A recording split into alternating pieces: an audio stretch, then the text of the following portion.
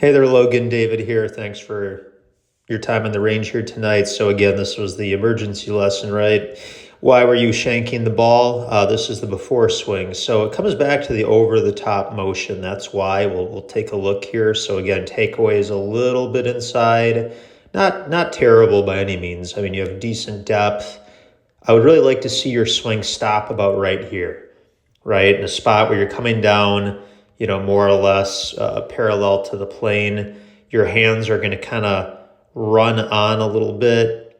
And then here's that transition when you're a little bit steep. You can see you're definitely steep on the way down relative to the plane.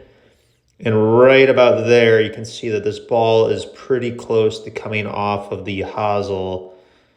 I know you hit this a little bit fat. So if there's anything you take away from this, we'll take a Tour Pro here, and just to kind of show you. So this is really the key difference coming down. Watch this. Here's the club head, and here's his hands. You see that? Here's the club head, and here's his hands. Whereas with you, again, you're throwing this thing out and over. It's hitting the hands, but you're definitely still, again, coming down steep of the original plane line. So again, the noodle. Let's go to the noodle drill. Again, I don't want to overwhelm you with swing thoughts. Let's just go back and see the aftermath of that footage.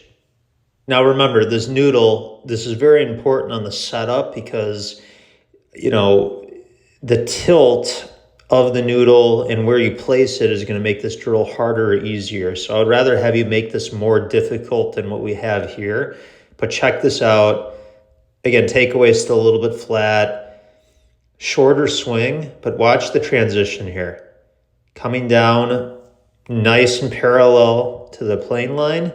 And here's the key. Boom. Club head is underneath the hands. So this is not over the top. See that? Here's Robert Rock, tour player.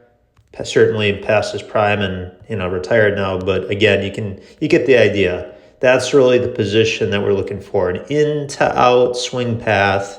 So you're not chunking the ball or hitting it as fat. So this is a much better strike. And you had some really good shots out there with the noodle placed in different spots. So again, remember, you could use a water bottle right there and put it like a foot behind the ball. But again, I would really get these alignment rods and just go to the store and make the investment to get a noodle. And I would put that noodle, again, I would make it tighter. Like if you were to take the club back, we want to have it so that basically any sort of outward movement, you're going to hit the noodle. Now, the last thing I want to talk about is from the face-on view. Remember, this is the proper camera angle from down the line where we have it aimed right at your hands, hand height. But let's go to the face-on view. Again, I want to talk about your hip turn and one other drill. So again, 2 drills, no more than that. We're biting off more than we can chew otherwise. Real quick, this would be the only other drill I would focus on. 2 drills is enough. You asked a lot of good questions. I'm just trying to get this drawn there. There we go. That rod on the hip. Again, we don't want to be working on 7 things at once. We don't want you to have multiple swing thoughts over the ball when you're playing. It's going to cause more harm than good. But this is also contributing to the over-the-top move. You can see your lower body, boom, right there. You are sliding into that rod, where ideally we'd like to see your hips rotating, because this is pretty significant. We want to see your hips rotating. If we use Adam Scott here, let's bring him down. Watch the way that his lower body moves. So he never swayed into the rod, if that makes sense. So just turning your hips will help eliminate the over-the-top move. And again, I love his swing. We don't need to go to parallel. We do not need to go this far back. As much as I love Adam Scott's swing, it's amazing. We can get you to stop right about there. That's fine. Again, we watch your golf swing. Again, stopping right about here would be plenty. You're going to kind of continue on with the hands. There's this little gap here, and then you're going to spin out your upper shoulder. Although I will say, if you can see it, your right elbow's poking out underneath the left arm, which is nice. We talked a little bit about that in lesson 1. Because you asked about swing thoughts, the main thing is the noodle, right? That's like the primary piece here, is making this drill and making sure that we're setting it up properly so it's really difficult and challenging you in a good way.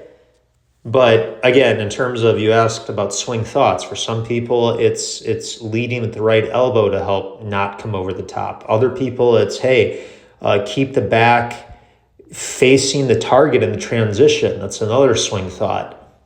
So again, we really just want to take 1 or 2 swing thoughts to the course, no more than that, and then just work on, from face on here, the go-to drill is the rod in the ground. From down the line, it's the noodle. I know that there's a lot more to the golf swing. We talked about the head elevation. You can see that right there, but we're biting off more than we can chew if we try and work on too much at once. So let me know if this helps, and look forward to hearing how you do. Thanks so much.